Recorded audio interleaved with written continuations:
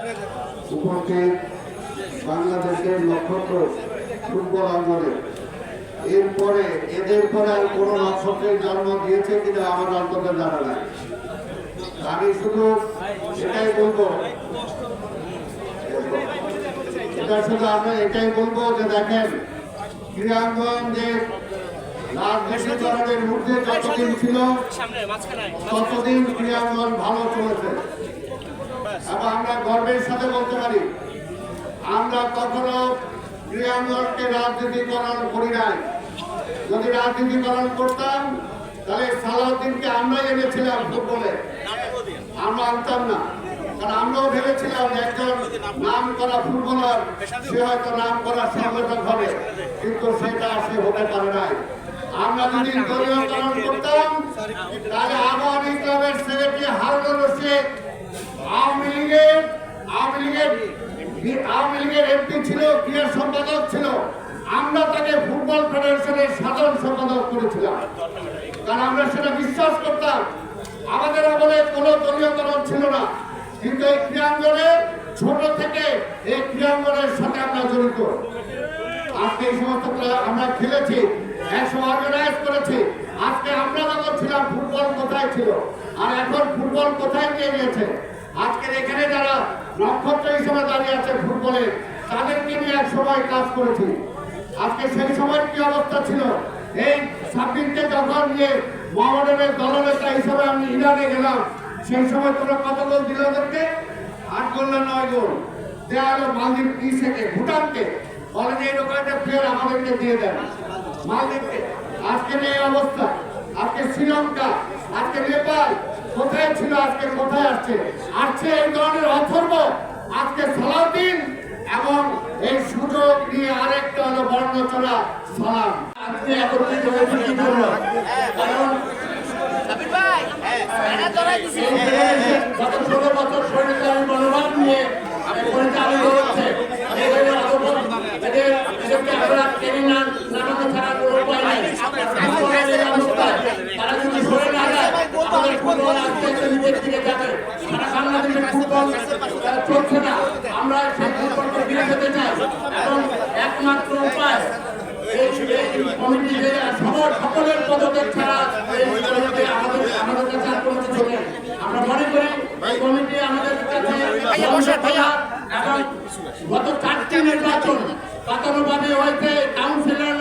কাউন্সিলরদের নৈতিকতা বিরোধী কাজ করে তাদেরকে নির্বাচিত করেছে। আমি মনে করি স্বচ্ছ নির্বাচনের মাধ্যমে সে কমিটি আসবে ভবিষ্যতে, তারা এই সুন্দরভাবে ফুটবল ফেডারেশনকে নির্বাচন করতে পারবে। আমি গতবার নির্বাচন করেছিলাম, আমি দেখেছি কিভাবে ভোট হয়। গত 16 বছর যেভাবে জাতীয় নির্বাচন হয়েছে, ঠিক সেভাবেই ফুটবল ফেডারেশনের নির্বাচন হয়েছে।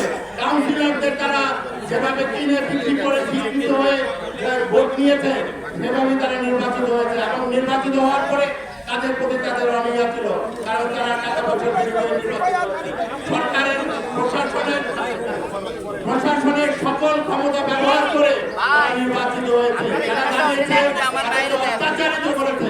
আমার কাছে আমি পাস করে সেখানে ইলেকশন করেছি, এবং আমি মনে করি যে আগামীতে এদের কেউই যাতে নির্বাচনে অংশগ্রহণ করতে না পারে, সেদিকে আমাদের লক্ষ্য রাখতে হবে। ভবিষ্যতে আমরা যাদেরকে নির্বাচিত করে আনবো, তারা তাদের কাজ সুন্দরভাবে করতে পারে।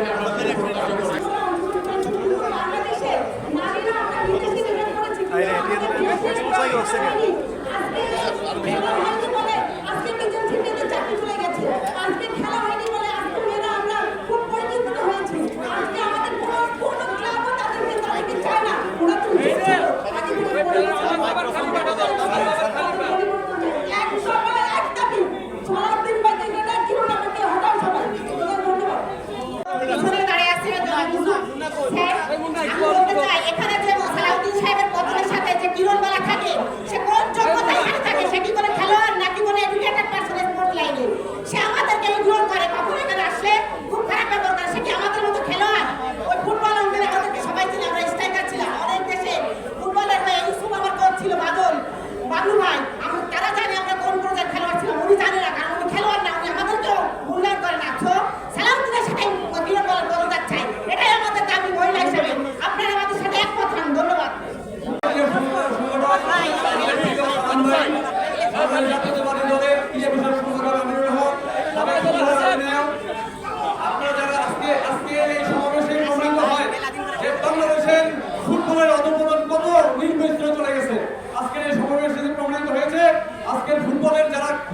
যাচ্ছে, তাদের কোনো অবস্থান নাই। এখন একমাত্র শুধু সময়ের দাবি বাংলাদেশ ফুটবল ফেডারেশনের যত কর্মকর্তা সভাপতি সহ সবার পদত্যাগ ছাড়া কোনো উপায় নেই। বাংলাদেশের ফুটবলকে 16 বছর সে প্রতিবার বলে আমি এইবার নির্বাচন করব, লাস্ট আমার একটা সুযোগ দাও। সে সুযোগ দেওয়ার পরে সে আবার সুযোগ চায়, পরপর 5 বার সে এখন 4 বার 14 বছর পরে আবার সে 16 বছর পরে আবার 4 বার সেজন্য নির্বাচন হতে চায়।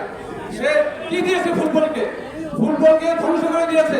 ফুটবলের আজকের যে লজ্জা, ফিফার স্যাংশন, ফিফা কর্তৃক যে সাসপেন্ড, সেক্রেটারি 2 বছরের সাসপেন্ড, সালাম মুর্শিদির এগেইনস্টে 15 লক্ষ টাকার জরিমানা, এই নেককার ঘটনা এই পৃথিবীতে বাংলার ফুটবলে কোনোদিন ঘটনা ঘটে নাই। এই সালাউদ্দিন সর্বোচ্চ সংস্থার প্রেসিডেন্ট হিসেবে সব দায়িত্ব ওনার, সব কিছুর হিসাব দিতে হবে। 14 বছর কি করেছে টাকা পয়সা সব। সারাদিন সকল কর্মকর্তাদের পদত্যাগের দাবিতে আজকের এই মানববন্ধন অনুষ্ঠানে আমাদের অগ্রজ মুক্তিযোদ্ধা সালাম রায় উপস্থিত আছেন, আমিনুল হক সহ আমাদের জাতীয় ডিজাইন খেলোয়াড়বৃন্দ, ক্রীড়া সংগঠনের নেতৃবৃন্দ, উপস্থিত ক্রীড়া সাংগঠনিক বন্ধুরা, আসসালামু আলাইকুম। ইতিমধ্যে আমাদের আমিনুল হক বিস্তারিত বলেছেন, সালামাই বাদল আমি বক্তব্য প্রভাবিত করবো না। আমি খালি একটি কথাই বলতে চাই, সেই কথাটি হলো যে এই সারাদিন সকল দুর্নীতিবাজ কর্মকর্তাদেরকে অবিলম্বে সসম্মানে পদত্যাগ করার জন্য অনুরোধ করছি। যদি পদত্যাগ না করেন, আজকের থেকে আপনাদের অবাঞ্ছিত ঘোষণা করা হবে। ফুটবল ফেডারেশনে আর কোনোদিন ঢুকতে পারবেন না। আর যে আপনাদের স্বপ্ন দেখছেন যে আগামী দিনে আবার আপনি সভাপতি হবে, নির্বাচন করে সেই স্বপ্ন মাথা থেকে বাদ দিয়ে সসম্মানে এই ফুটবলের প্রতি সম্মান দেখিয়ে যে ব্যবস্থায় নিয়ে গেছেন, পদত্যাগ করুন। না হলে আপনার যেটুকু আছে সেটুকু থাকবে না। আপনি দেখে নেন আজকে এখানে কারা আছে, সমস্ত জাতীয় খেলোয়াড়বৃন্দ, ডিজাইনবৃন্দ, যারা ব্যাট নামে শুধু বাংলাদেশের আন্তর্জাতিক খ্যাতি সম্পন্ন জাতীয় খেলোয়াড়বৃন্দ এখানে আছে। তারা আপনার বিরুদ্ধে এই দুর্নীতিবাদ কর্মকর্তার বিরুদ্ধে এসেছেন, তাদের পদত্যাগের দাবি দিয়েছেন।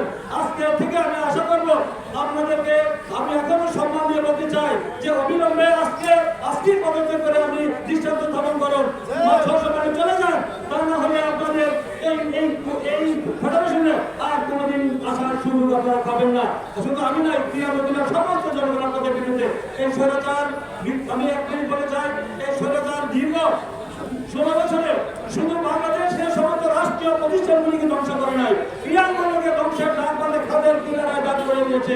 লুটপাট দুর্নীতি করে তারা দুর্নীতি সরবরাহ বানিয়েছিল। তাতে কি আমরা মুক্ত হতে চান না? এখন আমি মনে করি আগামী দিনে পরিবর্তিত পরিস্থিতিতে এখন যোগ্য ব্যক্তিদের যাদের রাজনৈতিক বিবেচনা নয়, যাদের মানে খেলোয়াড় হিসেবে তাদের ব্যাকগ্রাউন্ড রয়েছে, তাদের যোগ্যতা রয়েছে, মেধার ভিত্তিতে তারা সেই ক্রীড়াঙ্গনে তারা দায়িত্ব পালন করবেন এবং রাজনীতি মুক্ত, দলীয়করণ মুক্ত হবে ক্রীড়াঙ্গন। এই আশাবাদ ব্যক্ত করে